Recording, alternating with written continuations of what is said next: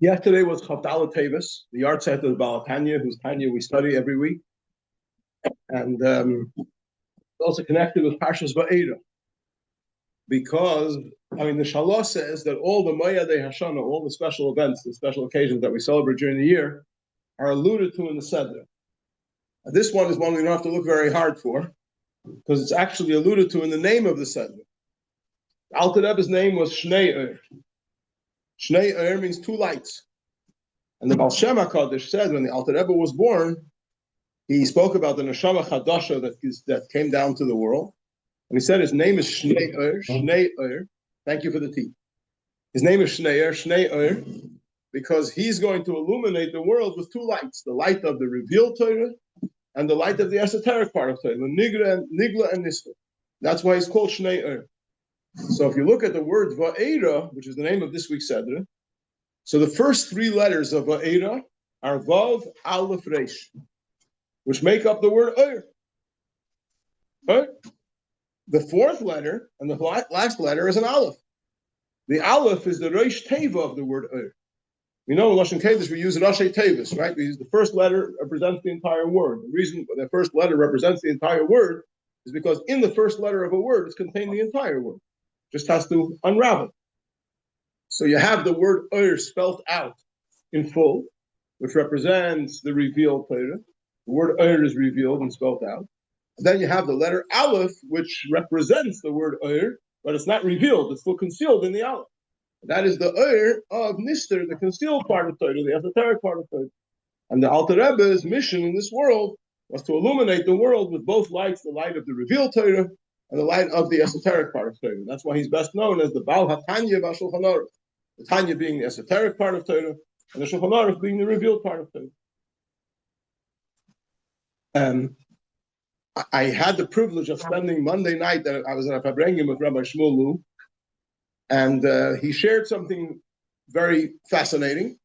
And that is, when he spoke about it before it happened, I imagine at this point it already happened, that yesterday the Tanya was printed in Thule Air Force Base in Greenland. And the reason he was so excited about it was because he was sent by the Rebbe for Yom Kippur of Tov Shin Chav Hei, that's 1964. He was sent by the Rebbe to Thule Air Force Base in Greenland to see to it that there should be Yom Kippur services for the servicemen on the U.S. Air Force Base in Thule, in Thule Air Force Base in Greenland.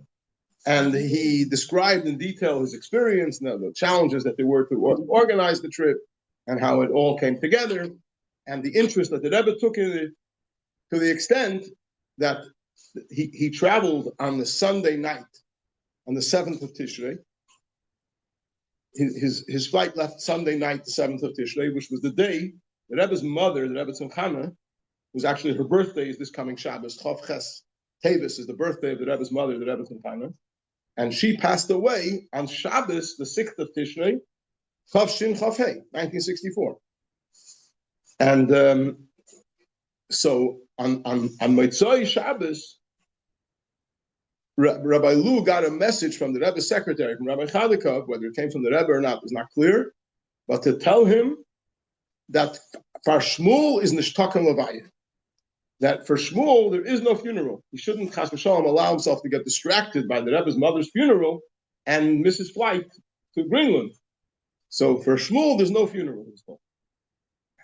That's what the Rebbe was thinking about between his mother's passing and the funeral. The Yidden in Greenland should not, Chas v'shalom, be deprived of having Yom Kippur service as it should be.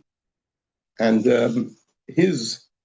Rabbi Lu's granddaughter's husband at the moment is involved in chaplaincy for the Air Force on some level or another, and he is now on the Air Force Base in Greenland printing a Tanya on that Air Force Base. So it's come a full circle. So the seeds that were sown 61 years ago, and the Rebbe gave tremendous importance to the printing of Tanyas in all different places, that when a Tanya is printed in a certain place, not only are you bringing the waters of Chassidus to that place, but you make that into the fountain from which the waters are emanating. The Baal Shem Tov was told when he asked Heichal HaMashiach, the famous story that Rosh Hashanah of Tov Kuv Zayin, it's equivalent to 17 46, his neshama ascended on high, and he asked in the chamber of Mashiach, when are you coming? And he was answered, when your well springs will spread forth outward. So it doesn't say when the waters of your well springs will spread forth outward, but when your well springs will spread forth outward, which means that when a place in the world becomes a wellspring for Chassidus, becomes a place where Chassidus is published, and from there it can that is a special refinement for that place and makes the world ready for Mashiach. So it's he said that this edition of the Tanya is number 8,181. It's very interesting that it's happening in Greenland because there's a whole political thing going on. Yeah. So the solution to all the problems lies with Yidden learning Torah and doing mitzvahs as we're meant to do, that we bring light to the world, and that illuminates everything and sorts everything out. How it unfolds itself on the externally, that the Eibishter works it out. Okay. Continuing with Parshas Vaera, which has the bulk of the Makkos. 70% of the Makkos are in Parshas Vaera. First 7 Makkos. The plagues that came upon Egypt. So this is the book of Exodus, Shmos. So in last week's Parsha, we read about the enslavement of the Jewish people and Moshe being appointed by the burning bush to go and rescue them and take them and deliver them from the bondage in Egypt. This week's Sedra, we have the actual getting to work with the first 7 of the 10 plagues take place in this week's Sedra. So when it comes to the 10 plagues, we read in the Haggadah that's not so straightforward how many plagues there were. There's actually 3 opinions. Rabbi Yossi Haglili says that in Egypt there were 10 plagues, and by the Red Sea there were 50 plagues. And he derives it from the following pasuk. It says, when the plagues came in Egypt, so the sorcerers of Pharaoh, when they could no longer replicate the plagues, they said, Etzba Elokimhi, this is a finger of God. It's a finger of God. We can't replicate this. This only God can do. Etzba Elokimhi, this is a finger of God. By the Red Sea, it says, Vayar Yisrael hayod hagdoil asher asa Hashem b'Mitzrayim, that Israel saw the great hand that the Almighty stretched out over Egypt. Now, a hand has 5 fingers. So if in Egypt there were 10 plagues, then obviously at the Red Sea there were 50 plagues. That the Egyptians were struck with 50 plagues. Is that in the Torah? It's in the Haggadah. We say it every Seder night. What was some of those things? So there are svarim that enumerate them, but that's only the beginning of the story. Then we go a little further and we say, Rabbi Eliezer says that he brings a pasuk from Tillim, that the Almighty sends upon the Egyptians his wrath, and there's various descriptions over there of the wrath of the Almighty reaching out to the Egyptians, and there's 4 different expressions. So Rabbi Eliezer learns from that pasuk that each one of the 10 makkos was actually comprised of 4 components. There were 4 makkos. Each one of the makkos was 4 makkos. So if that's the case, there were a total of 40 plagues, 40 makkos in Egypt. And based on the calculation that this is a finger and this is a hand, so there must be 5 times as much. So by the Red Sea, they were struck with 200 plagues. So in Egypt there were 40 plagues, and on the Red Sea 200 plagues. Then we go a step further. Rabbi Kiva says, and he takes the same pasuk from Tillim that Rabbi Eliezer uses, and he divides it into 5 parts. And he derives from that pasuk that every plague in Egypt is made up of 5 parts. And since every plague in Egypt was made up of 5 parts, so there were 50 plagues in Egypt. And if there were 50 plagues in Egypt, and that's only a finger, then how much is a hand? 250. So there were 50 plagues in Egypt and 250 plagues by the Red Sea. That's what we say in the Haggadah. So when you look at it superficially, it looks a little bit childish. 200 plagues. Each plague is made up of 4, each plague is made up of 5. 4 times 5 is 40 times 5 is 200. 50 times 5 is 250. Very nice. Keep us busy by the Seder. Keep you a little hungrier another few minutes. You can discuss this discussion. But what's really the significance of this? Everything in the Torah is so rich and so deep and so beautiful. What's the significance behind the machlokes, whether there were 10 plagues, or each one was comprised of one, or there were 40 plagues, so each one was comprised of 4, or there were 50 plagues, so each one was comprised of 5. So the commentaries say that we learned in Tanya, that everything is made up of 4 elements. 4 Yesodis. Eish, Mayim, Ruach, and Afar. Fire, water, wind, and earth. Dust. So everything is made up of these 4 components. Eish, Mayim, Ruach, and Afar. When Egypt was smitten, why was Egypt smitten? Because the evil that Egypt was permeated with needed to be eradicated. And the question is, how deeply was this evil permeating Egypt? So Rabbi Yossi Haglili is the first opinion. He says each plague was one. In other words, everything in this world, you take this box of tissues, what do you have here? You have a box of tissues, right? But if you go a little bit deeper, this box of tissues is made up of many components. As we said, everything is made up of Eish, Ruach, Mayim, and Afar. So there's the fire in here, and there's the wind in here, and there's the water here, and there's the earth in here, and the dust in here. So if the evil of Egypt truly permeated Egypt through and through, not only the full finished product of Egypt was evil and needed to be eradicated, but also the components of which everything is made up, the 4 components of Eish, Mayim, Ruach, Afar in Egypt, also had to be smitten. So therefore, it wasn't enough to have one plague. Each plague had to be comprised of 4 parts. To get through the Eish and the Mayim and the Ruach and the Afar, the fire and the wind and the water and the earth that there is in every aspect, in every object, had to be permeated with the Makkos needed to refine it and eradicate the evil from it. Therefore, Rabbi Akiva is of the opinion, Rabbi Lezer, is of the opinion that each one of the Makkos was made up of 4 parts. And you have a total of 40 Makkos. Then Rabbi Akiva comes along. He says, not only was each of the Makkos made up of 4 parts, actually each of the Makkos was made up of 5 parts. Why 5 parts? Because we know that in addition to the 4 Yesodis that make up the description of every existence, right? There's the component of fire, and the component of water, and the component of wind, and the component of earth. There is the very substance itself, what we call the nebulous matter, of which, before you can shape anything and form anything, maybe I can explain it in the following way. The first pasuk in the Chumash says, "Bereishis bara Elokim eis hashamayim ve'eis ha'aretz." The very beginning, the Almighty created the heaven and the earth.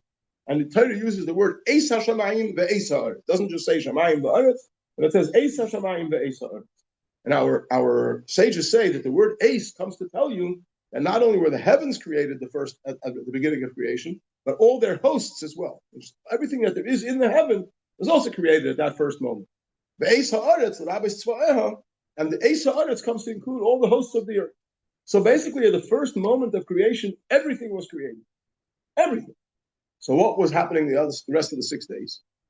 The rest of the 6 days, everything was developed and shaped and given form and given flavor and given color and giving meaning, giving description.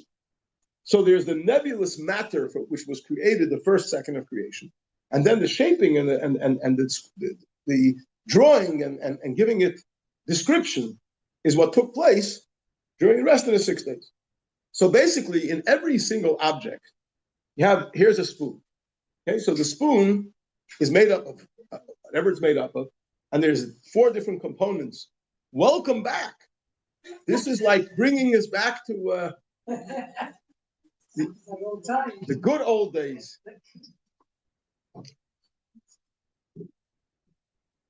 So, for example, you have over here a spoon. The spoon is made up of, we said, 4 components: Eish, Mayim, Ruach, and Afar. But the essence of the spoon is the very existence of something here as opposed to nothing. Now, before creation, there was nothing. Hashem created the nothing into something, and then gave the something description. So the description of the something had 4 components: Eish, Mayim, Ruach, and Afar. But the essence of it is the nebulous matter that is equal in all creation. So that's called the Chaymer Hiyuli in language of Jewish philosophy.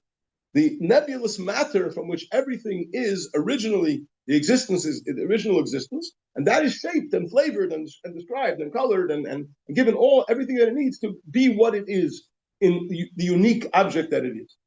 So Rabbi Akiva says that the evil permeated Egypt, not only to the point where the Eish and the Mayim and the Ruach and the Offer were all permeated with evil, but even the nebulous matter, even the Chaymer Hiyuli of Egypt was rotten. And that also needed to be smitten. And therefore, every one of the plagues was comprised of 5 parts. That's where Rabbi Akiva comes in and says, every plague that the Almighty brought upon the Egyptians in Egypt was actually made of 5 parts, because not only did the Eish, Mayim, Ruach, and Offer of every object needed to be smitten, but the Chaymer Hiyuli, the nebulous matter, the nebulous mass that everything is essentially made of, also had to be smitten. Okay, so we have 3. Now, every concept in Agada, or in the esoteric part of Torah, is also reflected in Halacha. So we know that there's various levels, when we say that something is forbidden, there's various levels of prohibition. There are certain things you're not allowed to eat them, but you're allowed to have benefit from them. For example, you're not allowed to eat horse meat, but you're allowed to ride a horse to shul. Right? So is a horse bad or is it not bad? If it's bad, if it's not bad, then why is it wrong to eat it? And if it's bad, then why can you use it to ride to shul or to a beis medrash or to go learn Torah? Right? So the answer is there are many things that are asur ba'achila, they're forbidden to be eaten, but they're mutar b'hana, but you're allowed to have enjoyment from them, benefit from them. Why? Because the state of existence, the way it's in its full presentation, the way it's fully developed, that has evil in it. But the matter itself doesn't have any evil in it. So therefore, it's asur ba'achila. You're not allowed to engage with it in this shape, in this form, in this completely structured presentation state. But in its deeper, deep down in its essence, it's fine. As long as it's not presented in this way, as long as it's not used and interacted with in this specific way, this external presentation. Then you have certain things that are forbidden not only to be eaten, you also not allowed to have any benefit from them. Right? Like basar b'cholov, you mix meat and milk together, you're not only not allowed to eat it, you're not allowed to have any benefit from it, you're not allowed to sell it. Or chametz on Pesach. It's not only, there are many things in the Torah which are forbidden to have any benefit from. Not only is it forbidden to eat, it's also forbidden to benefit from. Then there is a further stage where not only is it forbidden to eat and to benefit from, you're not even allowed to have it in your possession. You have to destroy it. And there's actually 2 things that fit into that category, and that is chametz on Pesach and avodah zarah, idol worship. You're not allowed to have it in your possession, and it's a mitzvah to destroy it. If it's yours, or when you're in Eretz Yisrael, and the Eretz Yisrael is controlled by Yidden, you have to destroy all the idol worship there, and Yidden on Pesach have to destroy all the chametz. So, obviously, these are different levels of intensity of how deeply the evil permeates that forbidden object. And therefore, the level of prohibition is commensurate with how deeply the evil permeates it. So, obviously, the fact that chametz on Pesach is not only forbidden to eat, but it's also forbidden to have any benefit from, and it's even forbidden to have it in your possession. You're not allowed to have it seen in your possession. You're not allowed to have it found in your possession. You have to actually destroy it if it belongs to you. That shows that we're dealing here with a very deeply ingrained dimension of evil that's represented by chametz, which is not the evil of Mitzrayim. And therefore, it has to be completely eradicated. So we have a machlokes in the Mishnah. How do you have to get rid of the chametz? What process is needed to eradicate the chametz? Rabbi Yehuda says, "Ein biur chametz ela sreifa." The only way you can get rid of the chametz is by burning it. You have to burn it. When you burn something, it completely it's totally destroyed. It no longer exists. The Chachamim say, you can crumble it into thin powder, throw it winnow it in the air, so it spreads all over the place. Or you can throw it in the sea.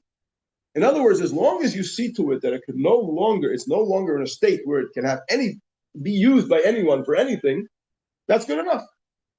We're not worried about the existence of the chametz. We're just worried about it existing in a form that it's useful. But if you bring it to a form where it's no longer useful, you've done the job. That's the Chachamim's opinion. Rabbi Yehuda says, no, you have to destroy it. It shouldn't exist anymore. So perhaps, and maybe more than perhaps, Rabbi Yehuda in the Mishnah says you have to burn it, and the other sages say it's enough to crumble it and throw it in the air or throw it in the sea.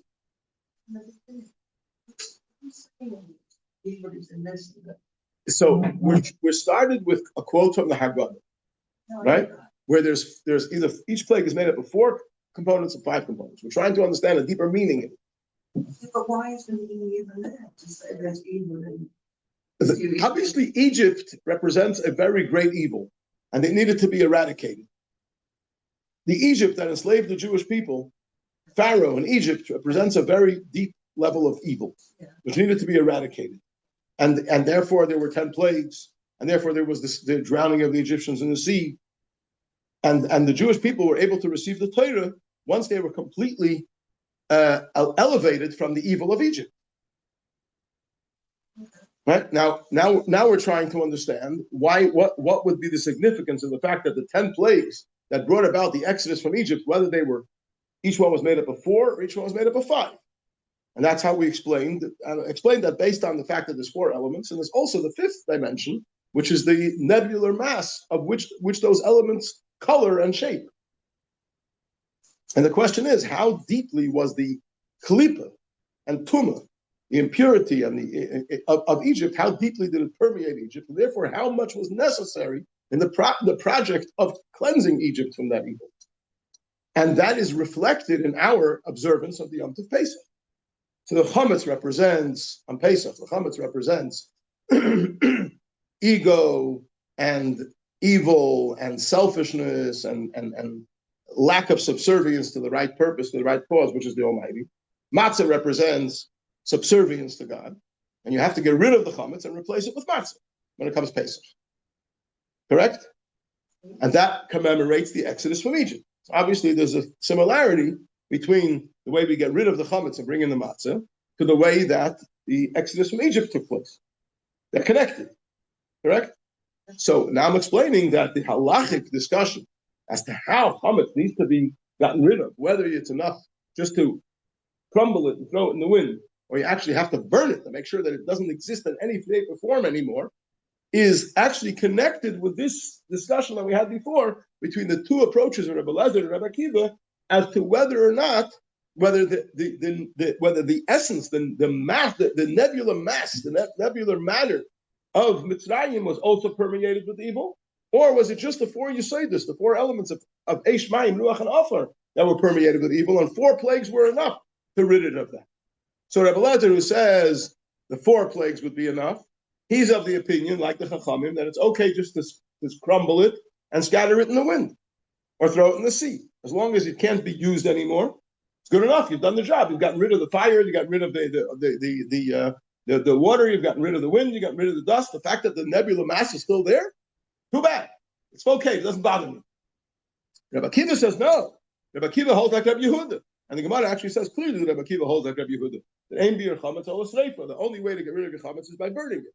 Because Rabbi Akiva is of the opinion that not only were the 4 dimensions of Eish, Mayim, Ruach, Afar in Egypt impure and saturated with this impurity and this evil that Mitzrayim represents, but even the Chaymer Hiyuli, even the nebular mass, the matter itself, which is before you get to any description, was also rotten through and through. And therefore you needed to destroy it with 5 plagues, the 5th representing the 5th level of the Chaymer Hiyuli. And similarly, when you destroy the chametz, you have to actually burn it. It's not enough just to crumble it and throw it in the air. You have to actually burn it. Yes.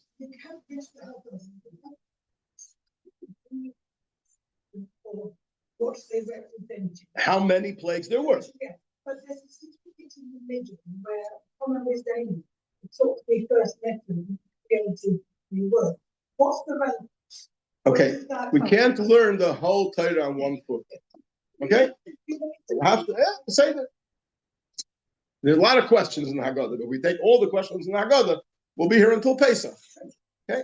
So we're focused on one point right now. We're trying to understand this idea of the 4 and the 5. What's the idea of the Alayom on the Seder? How come those 4, 5 are? So there were two stages. Okay, the question was, what's the significance of what happened by the sea? And I'm explaining that there's two. What's the significance of what took place by the sea? We know that there were 10 plagues in Egypt, and that's the finger, and there's the hand of God that was seen, that was revealed and shown by the sea. So we know that it was 5 times as intense. Whatever happened in Egypt was 5 times as intense by the sea. So Mrs. Himes is asking, what's the significance of what happened by the sea? So I'll answer, at least in short, that the process of eradicating the evil of Egypt and delivering the Jewish people from their clutches had 2 parts to it. One was knocking them over the head so that they should release the Jewish people. And the other was destroying them completely. And that took place by the Red Sea. So the fact that the Jewish people escaped from Egypt, said they were only going for 3 days, and they ended up not coming back, enticed Pharaoh to put together his army and chase after them. And then they came to the Red Sea. And in the Red Sea, the whole army of Pharaoh drowned in the sea. So it wasn't just that they were defeated and had to let the Jewish people go. They were completely obliterated.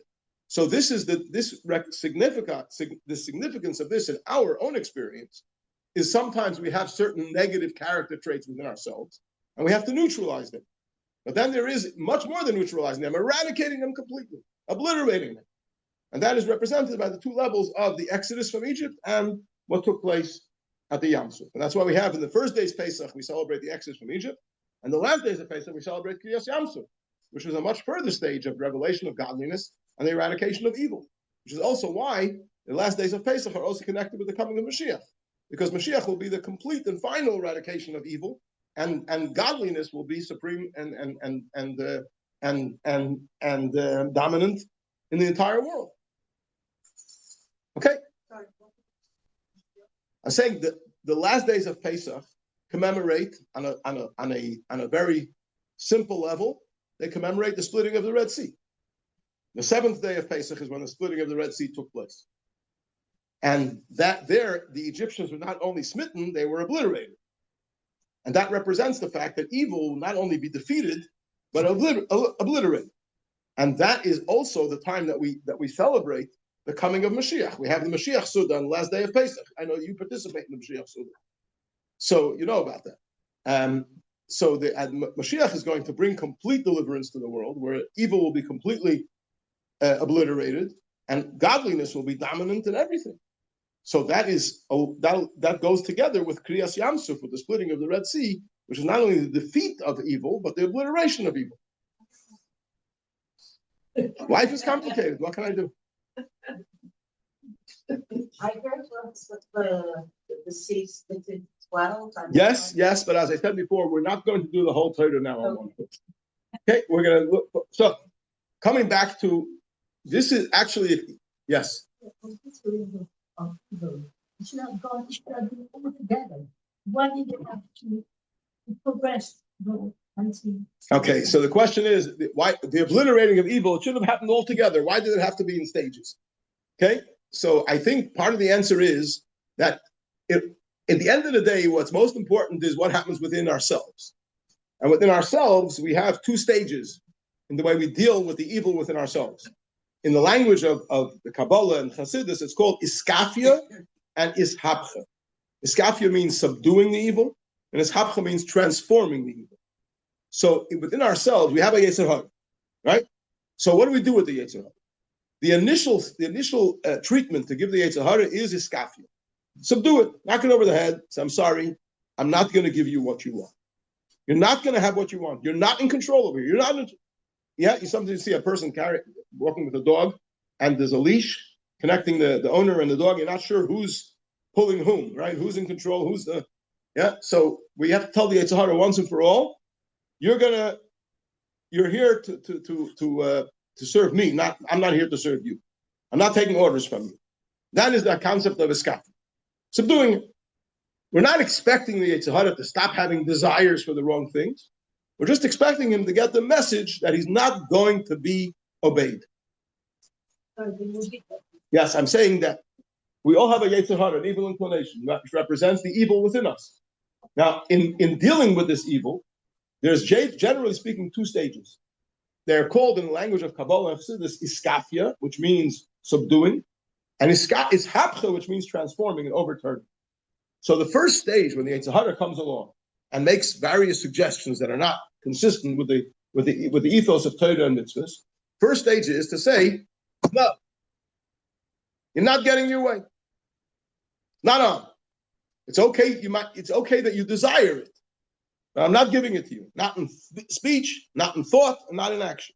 As we learn this in Tanya, right? That's what a Rabbi means. Doesn't take on the Yetzer Hara's suggestions and enticements under any circumstances. Not in action, not in speech, and not in thought. Nothing doing, right? What about the fact that the Yetzer Hara still wants it? So be it. But I'm not giving him what he wants. Right? That's the first step. The second step is the complete eradication of evil. And not only eradication, but transformation. And instead of having those feelings within ourselves that we desire the wrong things, we need to work with ourselves to transform that.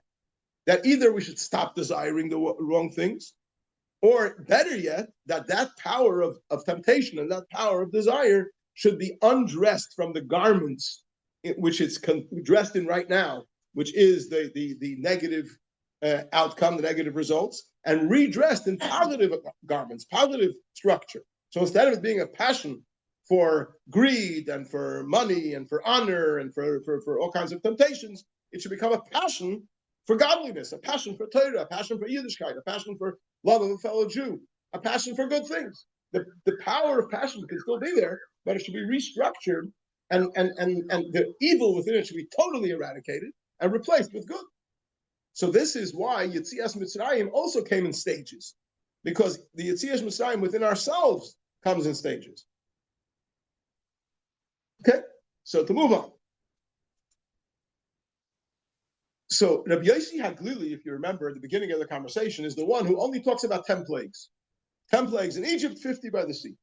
He doesn't say that each plague was made up of more than one part. Why? Because Rabbi Yossi Haglili, interestingly enough, is of the opinion that it's permissible to benefit from chametz. So while you're burning the chametz, you can actually warm up on the fire. Even though you're benefiting from the chametz, is the fuel that's making that fire. According to Rabbi Yossi Haglili, we don't pass the one.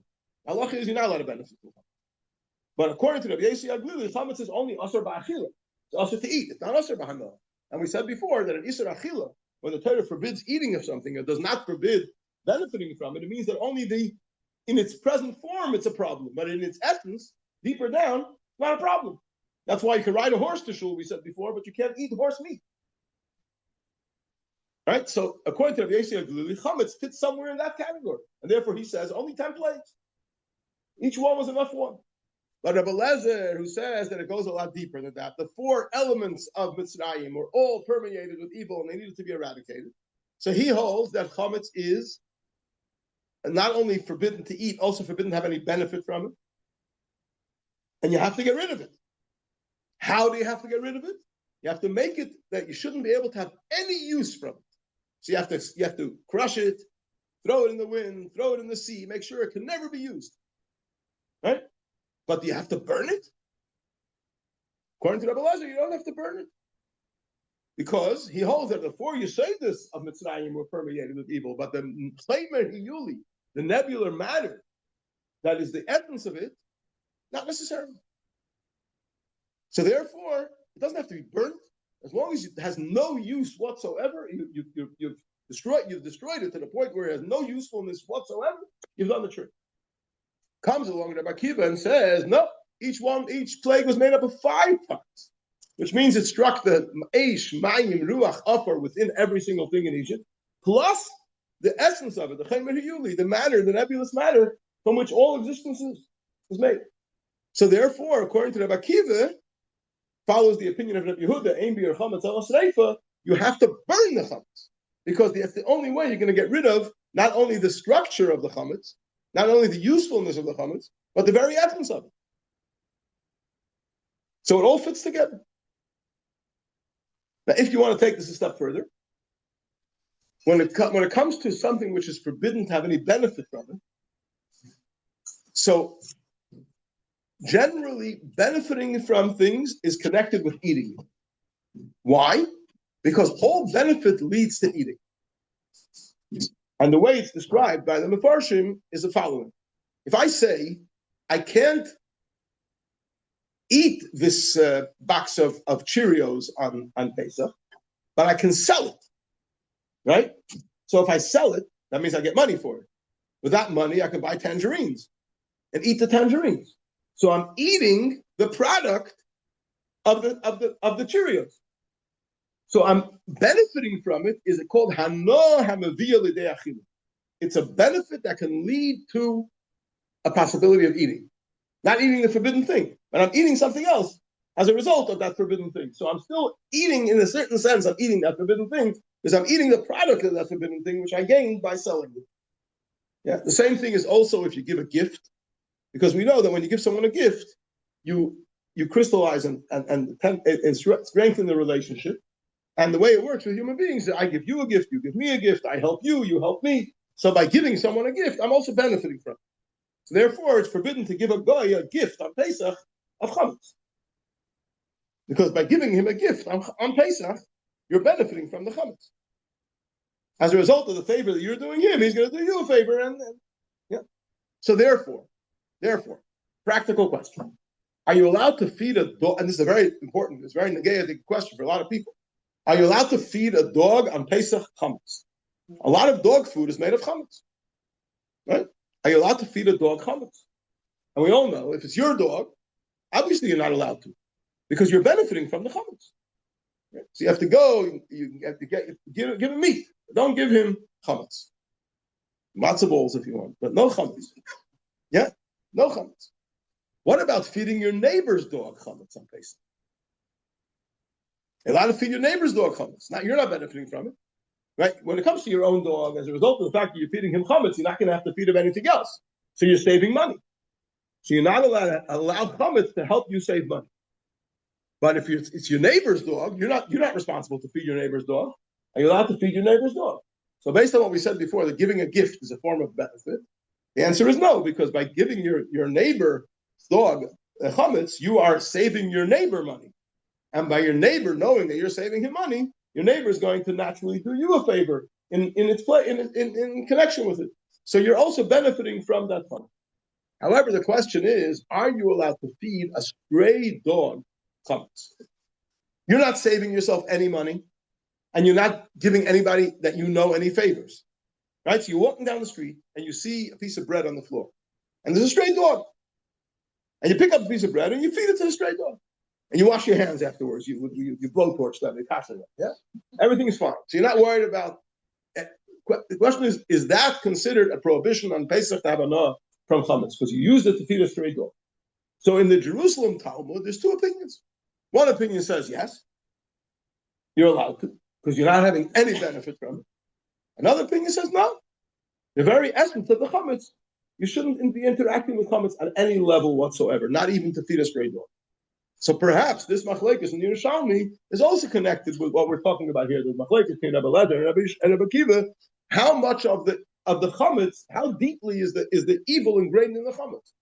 Is it only the four elements, or is it also the essence?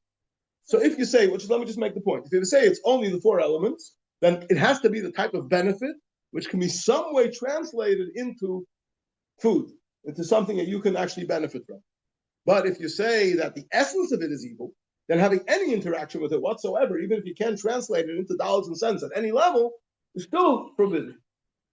What's the question? Why some people they go on holiday on Pesach and they say that it's okay not to clean their house because they're awake? Okay, very good question. Okay, the question was why some people go on holiday for Pesach and they say that they gotten away with cleaning their house because they're awake. Okay, very good question. I think it's a very important question and it needs to be clarified. The reason why there is such a possibility, I'm not saying I'm recommending it or not recommending it, is not because you're going away. Going away doesn't help. Because you're not allowed to have chametz in your possession on Pesach.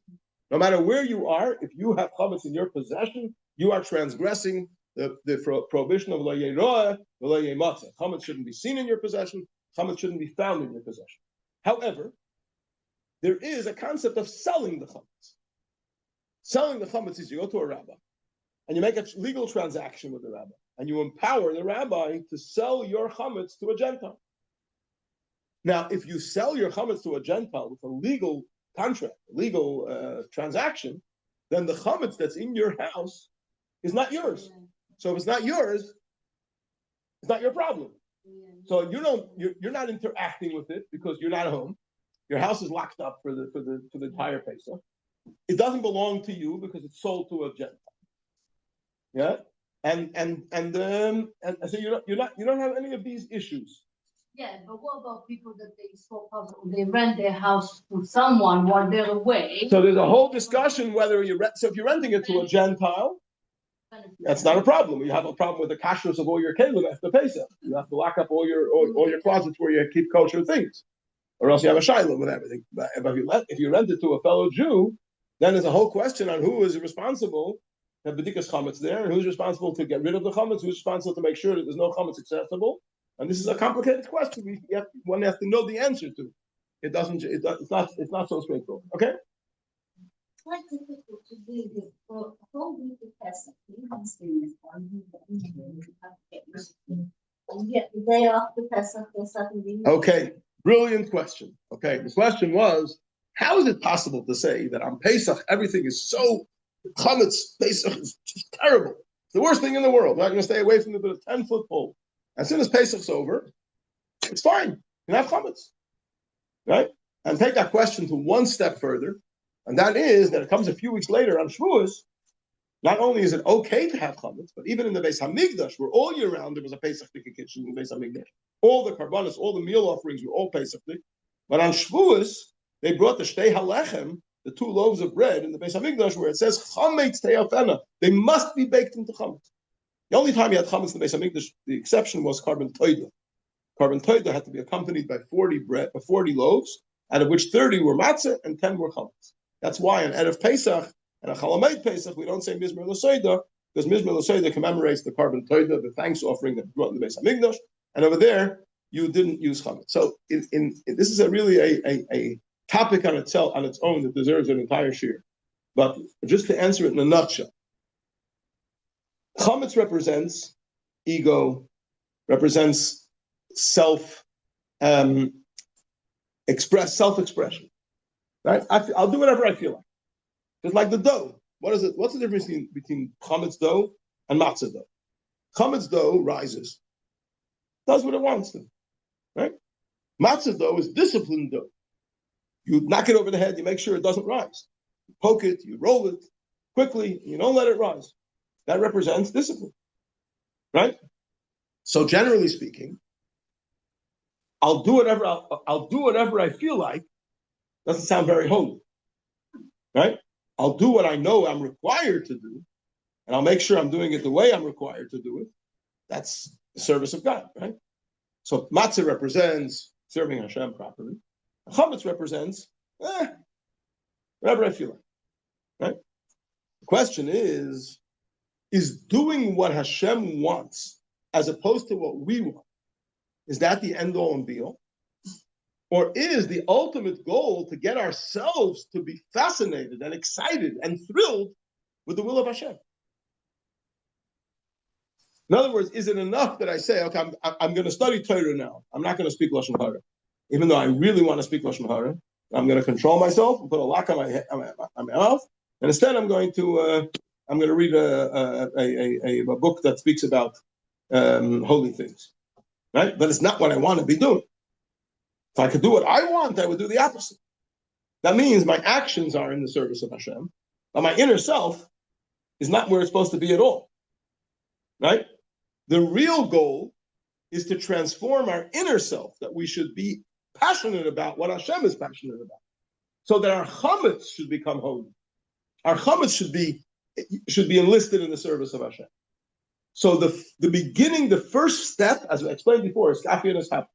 The first step is to take myself under control and say, I'm not going to do what Hashem doesn't want me to do. I'm going to do what He wants me to do. I'm not going to do what He doesn't want me to do. I'm not going to worry about what's going on inside me, what I feel, what I'm thrilled, what I'm excited, and I'm not excited, am I tempted, I'm not tempted. I'm not going to go there. I'm just going to make sure that I'm doing the right thing and I'm not doing the wrong thing. I'm saying the right thing and not saying the wrong thing. I'm thinking the right thing and not thinking the wrong thing. For now, that's enough, right? But that's not a long-term project, because then you're going to remain a very coarse person that's just doing the right thing. What Hashem really wants from us is that we should advance to the next stage of transforming our chametz into holiness. So Pesach is when we came out of Egypt, and we started stage one, square one. And therefore Pesach, when we speak about chametz, chametz means feeling what our nefesh habamis desires. So the desires of our nefesh habamis, we have to knock it over the head and say, no, you're not in charge over here. Hashem is in charge, right? But we always have to remember that that's only stage one. We really have to work on growing to stage two, which is that if somebody stopped me and said, what would you like to do now? Nothing to do with what Hashem wants. What would you want to do? The answer has to be, and the true answer has to be, I want to do what Hashem wants. You follow what I'm saying? Yes. I'll tell you, it reminds me of a story. There was a fishmonger in Crown Heights called Beryl Raskin. Yeah, he's no longer with us, but his photograph is still on the truck. If you ever walked on Keaton Avenue, you see the truck Raskin's Fish, and there's a picture of him holding a big carcass. So he once, many years ago, he sent a delivery to the Rebbitzin. The Rebbitzin ordered fish. He sent a delivery. So he sent with his two daughters. His two daughters, he asked them to go to the Rebbe's house and deliver this order of fish. So they went, and the Rebbitzin opened the door. She invited them in, and she schmoozed with them. He asked them what they're doing, what they're studying, whatever. It was a whole conversation. And at the end of the conversation, she saw them out, and she said to them, girls, enjoy life. Enjoy yourselves. I remember the word enjoy was part of the conversation. And they told over the story to many people. And at first glance, it looks a little bit strange. This is the Rebbitzin, right? And the message that you expect to hear from holy people is be committed, do the right thing, right? And suddenly to hear enjoy life or enjoy yourself doesn't sound like the message that you would expect to get. Yeah. So I explain it in the following way, and I think I'm right. Life, we say, life is Torah and mitzvahs. To live means to learn Torah and to do mitzvahs. That's life. Right? Problem is, there's two ways to live. You can live with a burden on your head. Now I have to learn Torah, and I have to do mitzvahs, and I can't do all the things I want to do, and it's a problem. I got a hard life, right? That's one way of living. Another way of living is enjoying life. Saying what a privilege it is to have such a beautiful Torah, what a privilege it is to have such beautiful mitzvahs, what a privilege it is to have Shabbos, what a privilege it is to have Yom Tov, what a privilege it is to be able to help another Jew, obviously Snow, what a privilege it is to be part of such a special nation. Amech Kulam Tzadikim, the entire Jewish people is referred to by the Pasuk Tzadikim L'Olam Yeshuaretz. The Eibishter loves every Yid, like Baal Shem Tov says, like elderly parents that have an only child who was born to them in their old age. That's only a muscle to understand the love of Hashem for every Jew. How fortunate we are. That's what it means to enjoy life. So Pesach is the first stage. That's doing what we have to do. And then the next one, you're done with the 7 or 8 days of Pesach, the next stage is how we're going to make our chametz into the service of Hashem. How we're going to make our chametz part of the mitzvah. Right? Not just keep the chametz locked away in the closet and sold to the guy. We're going to take the chametz out, and we're actually going to engage with it until we come to the Sfiras HaEmer is the avodah of refining your midas. Until we get to the conclusion of Sfiras HaEmer, which is Shavuos, we hope to be at the level where we can use our chametz in the Beis Hamikdash as a form of serving Hashem. Okay, I'm glad you asked the question. It's a little bit off the topic that we were talking about, but I believe it's important and something which I enjoy talking about. So yeah, it's a very valid question. Make up your mind. Is it good or bad? Very good. Excellent. Wonderful. Said sometimes she's been asked by grandchildren, is chametz a bad thing? And if it's a bad thing, we shouldn't have it all year. And if it's a good thing, then why it's so terrible about having it on Pesach? So now she has an answer. Okay, so that's good. Okay, to move on. So let's go over to how all this. So one more dimension to this. We know that there are 4 exiles. Our sages speak of 4 exiles. What are exactly the 4 exiles? So we have different conflicting messages in the writings of our sages what the 4 exiles are.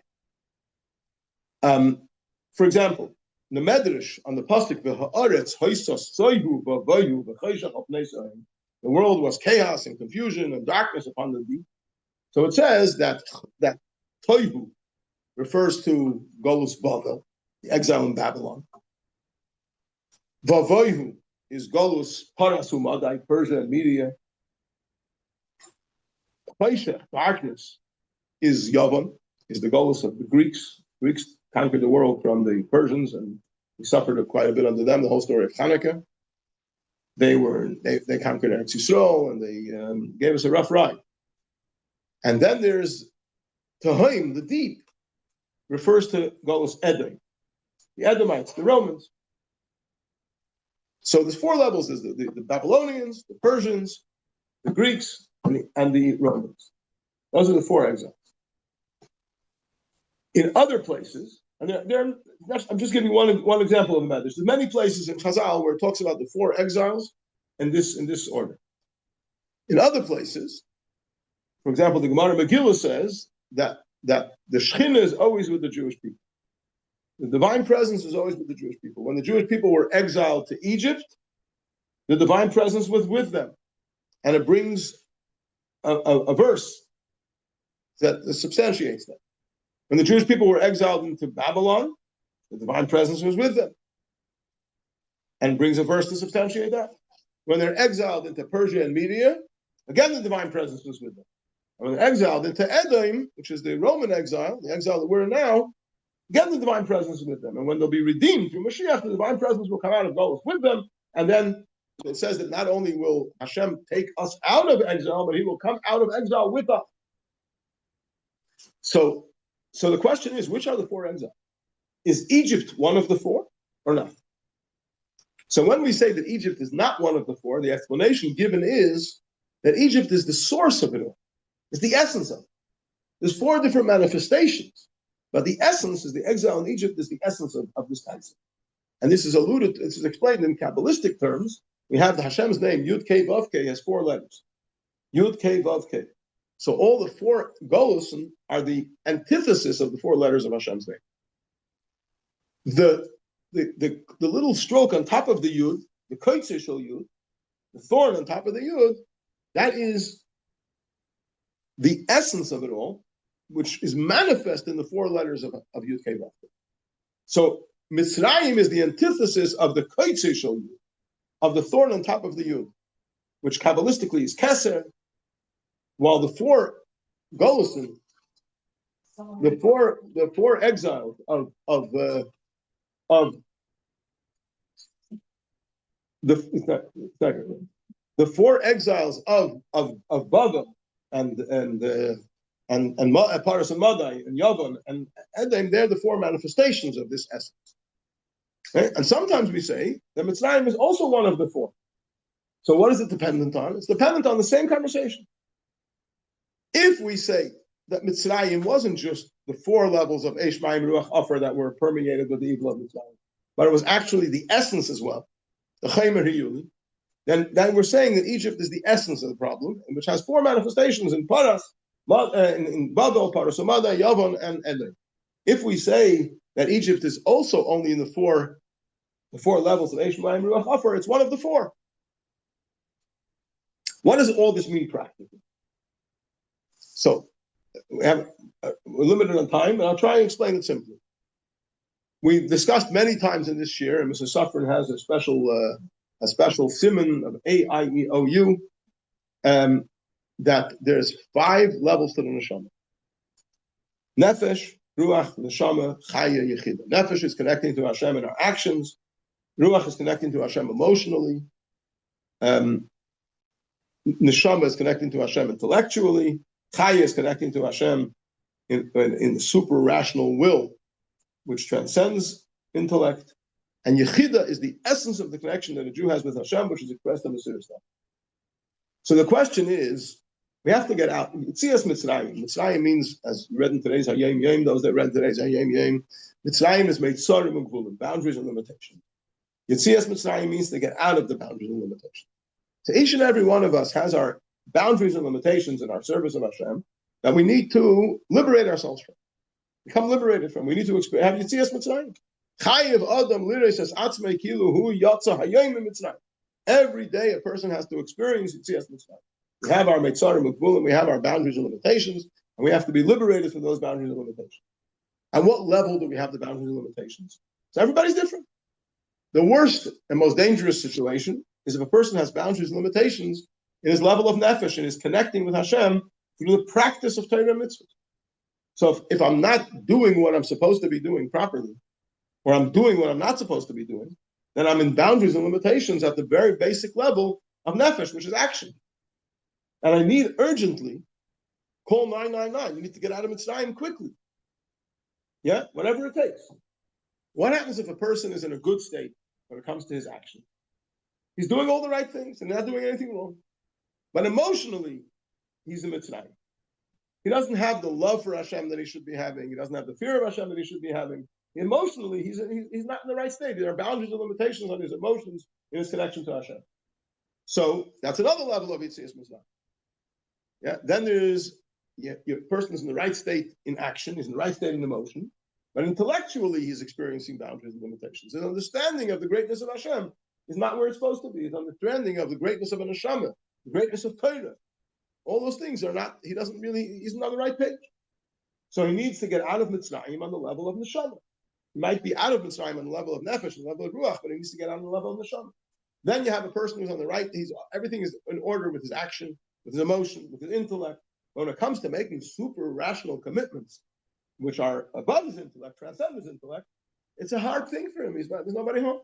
So he needs to get out of Mitzrayim on the level of Chaya, on the level of these are the four letters of Shem Havaya, going from the bottom up. The Hey Achrena is Malchus, and Nefesh, the Vav is the six Midas, which is Ruach. The first Hey is Bina, which is understanding, that's Neshama. And then the Yud is Chaya, which is even higher than that, right? The question is, does one also have to come out of Mitzrayim on the level of Yechida, the level of Mesiras Nefesh? Or over there you say, if you're experiencing Yechida, you're in a good place. So this is a machlekes between Rabbi Lezer and Rabbi Akiva. Rabbi Lezer says, 4 makas. You got to liberate yourself from Mitzrayim on the level of action, on the level of emotion, on the level of intellect, and the level of dedication, which is super rational. But Mesiras Nefesh, there you're okay. Yechida Shebenefesh, that's fine. Rabbi Akiva says, even in Yechida Shebenefesh, you might be in Mitzrayim. And you need 5 makas to truly get out of Mitzrayim. So we have our work cut out for us. The Eibusher should give us a big lift and take us out of all the Mitzrayims, all the levels of Mitzrayim, and bring us to the ultimate and complete redemption from Mashiach Tzidkenu, from Vaera v'yameinu, amen. And my apologies for that we didn't get to.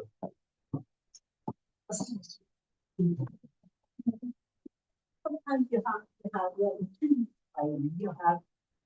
That's true. So we have to deliver ourselves from work on all fronts. You're very welcome.